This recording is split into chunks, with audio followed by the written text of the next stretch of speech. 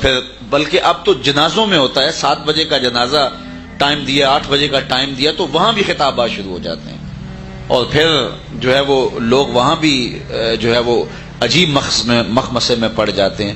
اور بعض اوقات ایسا بھی ہوتا ہے کہ کچھ علماء گھر والوں کی طرف سے مجبور ہوتے ہیں، ان کا تقاضا یہ ہوتا ہے کہ جناب آپ نے جو ہے وہ خطاب کرنا، یہ تو ان کو بھی کہہ دینا چاہیے کہ اتنا وقت نہ لو، اگر لینا بھی ہے اتنا محدود وقت کے لوگوں کے لیے آسانیاں ہوں۔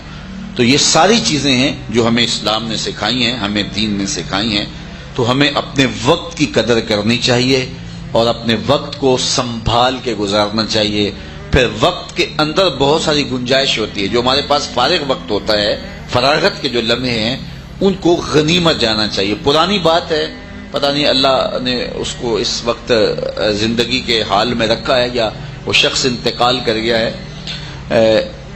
راول پنڈی سے میرا ایک دوست بیٹھا تو گجرانوالہ آ کے اترا، تو وہ جو ڈرائیور تھا اس نے فیصل آباد کی گاڑی تھی، جانا تھا، تو اس نے ایک بات نہیں کی وہاں سے راول پنڈی سے، لیکن کچھ زبان سے پڑھتا رہا، تو اسے دلچسپی ہوئی، تو اس نے راہ والی کے قریب پوچھا کہ میں آپ سے کوئی بات کرنا چاہتا ہوں، تو وہ رکا، ہاں کیجئے۔ اس نے کہا کہ آپ راول پنڈی سے یہاں تک بالکل خاموش بیٹھے رہے لیکن زبان آپ کی جنبش میں رہی، تو کیا ماجرا ہوا؟ تو اس نے کہا کہ میں قرآن مجید کا حافظ ہوں، راول پنڈی سے چلتا ہوں، فیصل آباد تک 15 پارے پڑھ لیتا ہوں، اور واپسی فیصل آباد سے جب پنڈی جاتا ہوں 15 پارے اس طرح پڑھ لیتا ہوں، تو اللہ کا شکر ہے میں روز کا ایک قرآن ختم کرتا ہوں۔ تو بتاؤ ایک ڈرائیور جو کام کر رہا ہے اگر وقت کو کام میں لانا چاہے تو روز کا ایک قرآن ختم کر لے گا نہ کرے؟ تو اگر نہیں ہے تو کتنا وقت ہم ضائع کر دیتے ہیں، ہم مسجد میں بیٹھ کے، اعتکاف میں بیٹھ کے بھی گپیں لگا رہے ہوتے ہیں، کتنا قیمتی، گھر چھوڑا، ماں باپ چھوڑے، جو ہے وہ کاروبار چھوڑا اور اعتکاف میں آ کے بیٹھے۔ اور اعتکاف میں بھی ہم جو ہے وہ ایک زمانے میں ان دنوں کے اندر کوئی میچ تھا تو کوئی معتکفین بیٹھے ہوئے تھے، تو وہ آنے والوں کو پوچھتے تھے ہاں کتنے چھکے لگے اور کتنے اوور ہو گئے اور کتنے آؤٹ ہوئے ہیں، تو وہ وہاں بھی یہ دلچسپیاں رکھتے ہیں۔ تو ہمیں ان قیمتی وقت کا احساس نہیں ہے، جس کے نتیجے کے اندر آج ہم من حیث القوم دنیا سے بہت پیچھے رہ گئے۔ الحمدللہ ادارۃ المصطفیٰ نے شعوراً اس کی کوشش کی ہے۔ ہمارے اجتماعات آپ دیکھ لیں، مرکزی اجتماع ہمارا بھی 3-4 گھنٹے سے زیادہ نہیں ہوتا، جو سالانہ مرکزی اجتماع ہوتا ہے، اور دروس قرآن یہاں فجر کے بعد ہوں یا عصر کے بعد ہوں یا عشاء کے بعد ہو۔ ہم نے 12 شرائط دی تھی جو لوگ ہمارے پاس درس قرآن کے لیے ٹائم لینے آتے تھے۔ ایک یہ ہے کہ ہمارے نام کا نعرہ نہیں ہوگا، لوگ کھڑے ہو کے استقبال نہیں کریں گے، اس کلچر کو بدلنا چاہیے، تبدیل کرنا چاہیے۔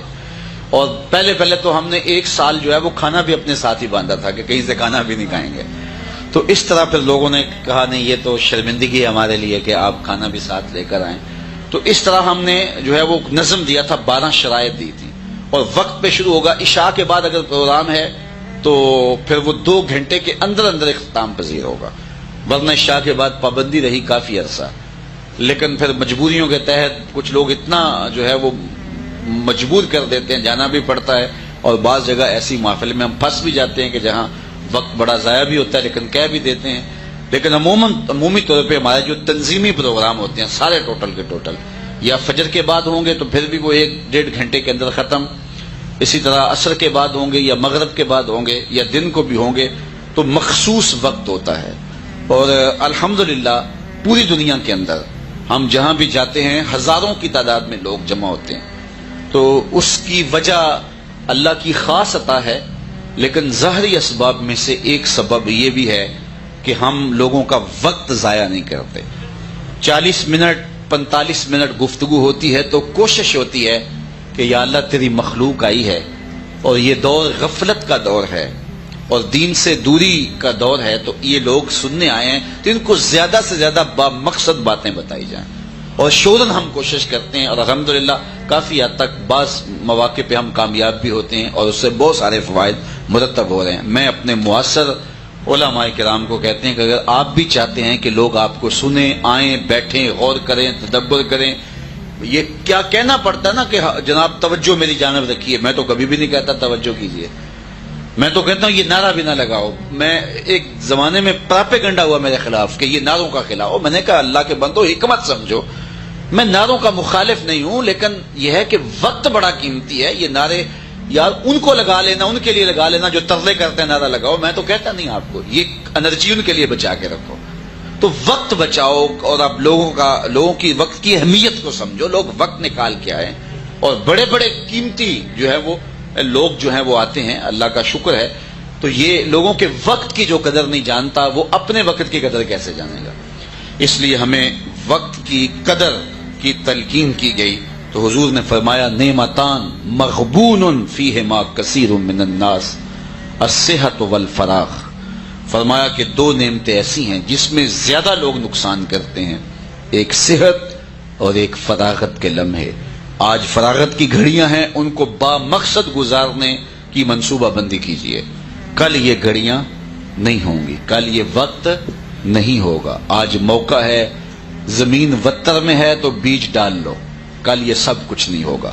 وقت پر کافی ہے ایک قطرہ بھی آب خوش ہنگام کا، جل گیا جب کھیت برسا می تو پھر کس کام کا. تو پھر پچھتاوا ہوگا، کاش ہم نے اس دنیا کی زندگی کو با مقصد اس آخرت کے لیے گزارا ہوتا. لیکن اس وقت ہاتھ میں کچھ نہیں ہوگا، اور ہاتھ ملنے سے سوائے حسرت کے بڑھنے سے اور کچھ نہیں ہوگا. آج میرے پاس بھی موقع ہے، آپ کے پاس بھی موقع ہے. ہم اپنے کاروبار میں بھی وقت کو منظم کریں گے، فضول لوگوں کو اپنے پاس نہیں بٹھا لیں گے، اور جو ہے وہ دفتر میں دکان پہ مجلسیں بپا کریں گے تو کاروبار سے توجہ ہٹ جائے گی. کاروبار کر رہے ہیں تو اس کو بھی با مقصد بنائیں. آپ اپنی گھریلو زندگی میں اپنے بچوں کو ٹائم دیتے ہیں تو اس کو بھی با مقصد بنائیں. ایک ایک لمحے کو با مقصد بتائیں. بچوں کی تربیت پہ نظر رکھیں، میرا کون سا عمل قول فعل بچوں کی تربیت کا سبب بنتا ہے اور کون سا نقصان کا ذریعہ بنتا ہے. ان کو بھرپور توجہ دیں.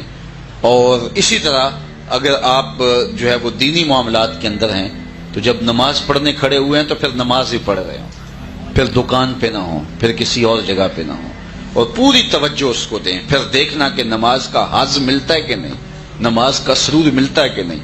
سویر سے لے کر شام تک بھوک کاٹ رہے ہیں، پیاس کاٹ رہے ہیں، لیکن غیبت اور باقی ساری باتیں اور جھوٹ اور مکر و فریب چل رہے ہیں، تو بھوک بھی کاٹی، پیاس بھی کاٹی، ملا کیا، نتیجہ کیا ملا؟ تو اپنے روزے کو منظم کریں تاکہ 30 روزے رکھنے کے بعد اس کا صلہ آپ کے سامنے نظر آئے کہ یہ روزے رکھے ہیں تو اللہ نے اس کا یہ صلہ مجھے دیا ہے، میرے باطن میں روشنی ہو رہی ہے، من میں چراغاں ہو رہا ہے. یہ سن رہے ہیں تو پورے انہماک سے سنیں، اس نیت سے سنیں کہ جو چیزیں قابل عمل میں اس پہ عمل کروں گا. تو جب 15 منٹ کی، آدھے گھنٹے کی، 1 گھنٹے کی گفتگو سنیں تو اس کا خلاصہ آپ کے ذہن میں ہو، اور پھر جب آپ جائیں آپ کی عملی زندگی میں اس کے اثرات ہوں. تو پوری زندگی کو منظم کریں، مرتب کریں. اسی طرح ہم اپنی زندگی ضائع نہ کر دیں آوارگی میں، بس اسی طرح جو ہے وہ مست لوگوں کی طرح، بلکہ اپنی زندگی کو منظم کریں، ہوش مندی سے زندگی گزاریں. سب سے اہم چیز جو ہے وہ وقت کو منظم کرنا ہے، اور اپنی گھڑیوں کو، اپنے لمحوں کو منظم کریں، ایک ایک ساتھ کو منظم کریں. فضول ایک لمحہ بھی گزارنے سے گریز کریں.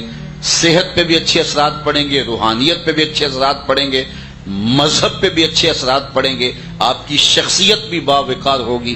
اور آپ کاروبار کر رہے ہیں یا کوئی بھی آپ کی ذمہ داری ہے، اس پہ بھی اچھے اثرات مرتب ہوں گے، آپ کے بچوں پہ بھی اچھے اثرات مرتب ہوں گے. تو منظم، خوبصورت، باوقار زندگی کا تصور ہی اسلام کا دیا ہوا تصور ہے. اللہ نے اپنی توفیق سے یہ 4 دن ہمیں نصیب کیے. کل کا آخری دن انشاءاللہ دعا کا بھی ہوگا، اور وہ میں پہلے سے آپ کو بتائے جا رہا ہوں کہ ہو سکتا ہے کہ 2-4 دن، جو 2-4 لمحے زیادہ معمول سے ہو جائیں، چونکہ اتوار ہے، چھٹی بھی ہے. تو اگر 10 منٹ اوپر بھی ہو گئے، کیونکہ دعا بھی ساتھ شامل ہے، تو کل آپ ذہناً تیار ہو کے آئیں، اپنے دوستوں کو بھی دعوت دیں. اللہ مجھے آپ کو اپنی رحمتوں کے سائے میں رکھے. وآخر دعوانا ان الحمدللہ.